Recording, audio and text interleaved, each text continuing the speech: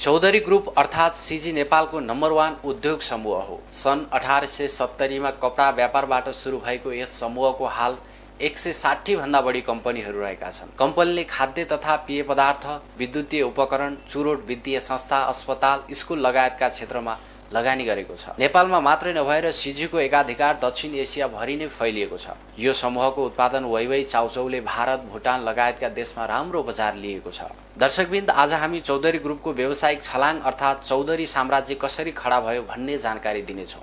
करिब 140 वर्ष अघि सामान्य कपडा व्यापारबाट सीजीको यात्रा सुरु भएको हो। त्यस समय विनोद चौधरीका हजुरबुवा भुरामल चौधरी राणा खानदानका लागि घर घरमा पुगेर कपडा बेच्थे। त्यही जगमा उभिएको चौधरी ग्रुप आज विश्व डलर अर्बपतिहरूको क्लबमा सामेल छ। 170 अर्ब डलरको सम्पत्ति सहित भुरामलले कोरेको व्यावसायिक गोरेटोलाई छोरा लुणकरण दासले चौडा बनाए र अहिले नाति विनोद चौधरीले यो ग्रुपलाई विश्वभर फैलाउँदैछन्। कपडा पसलबाट सुरु भएको नेपालकै पहिलो बहुराष्ट्रिय व्यावसायिक घराना चौधरी ग्रुपले 160 भन्दा बढी उद्योग सञ्चालन गरिरहेको छ। यो समूहले शिक्षा र स्वास्थ्यमा पनि ठूलो लगानी गरेको छ। जहाँ ग्राहक भेटियो त्यही पसल थाप्ने भुरामल चौधरीको कपडा पसल नै आज चौधरी ग्रुपको साम्राज्यको प्रस्थान बिन्दु बनेको छ। हजुरबुवाले काठमाडौँको मखन टोलमा मङ्गल साहुको कपडा गद्दीबाट काम थालेको बुवा लुणकरण दास चौधरीले इतिहास सुनाएको भनी विनोद चौधरीले आफ्नो आत्मकथा विनोद चौधरी पुस्तकमा उल्लेख गरेका छन्।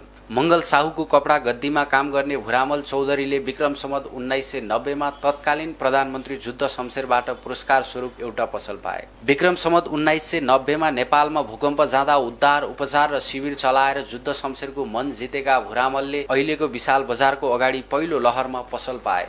उक्त पसलको नाम भुरामल लुणकरण दास चौधरी राखियो। त्यहाँबाट सङ्गठित कपडा पसलको सुरुवात भएको थियो। उक्त पसलले नै चौधरी ग्रुपको जग बसाल्यो। बिस्तारै तत्कालीन राणा प्रधानमन्त्री जुद्ध शमशेरको दरबारमा आउजाउ गर्न चौधरी परिवारलाई रोकटोक भएन। उनले पछि ब्रान्डका सामान बिक्री गर्न न्युरोडमा अरुण इम्पोरियम खोले। त्यहाँका कतिपय आयातित सामान पनि दरबार जान्थे। चर्चित अन्तर्राष्ट्रिय ब्रान्डका कपडा र अन्य सामग्री ल्याई दरबार र सम्पन्नलाई बिक्री गर्दा गर्दै चौधरी परिवार स्टिल धागो कारखाना जस्ता उद्योगमा प्रवेश गरेको थियो। उनै भुरामलले हालिदिएको पखेटा, देखाइदिएको खुल्ला आकाश र उडी चन्द्र छुने सपनाको प्रतिफल आजको चौधरी ग्रुपको गोरेटो हो। उक्त कुरा विनोद चौधरीले आफ्नो पुस्तकमा उल्लेख गरेका छन्। काठमाडौँको मखन टोलमा 1979 सालमा जन्मेका लुणकरण दास चौधरीले आफ्नो बाबुको शेषपछि 23 वर्षको उमेरमा व्यापार सम्हाले। बाबुसँग सिकेर सानैमा व्यापारमा लागेका लुणकरण दासले आफ्नो बाबुले सुरु गरेको व्यापार सम्हाल्ने मात्रै काम गरेनन्, त्यसलाई संस्थागत गर्दै आफ्नो व्यापारको दायरालाई अन्तर्राष्ट्रियकरण समेत गरे।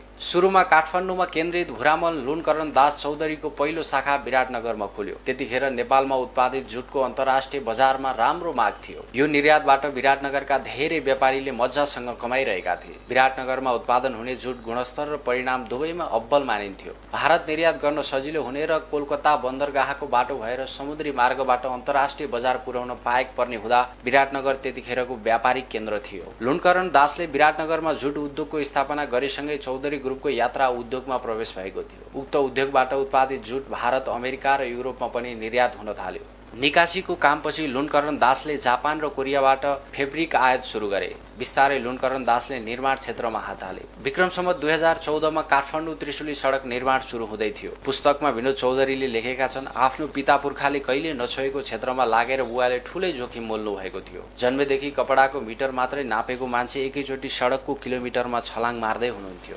यसको सफलतापछि उनले सडक खन्ने कामबाट भवन ठडाउनेतिर हात हाले।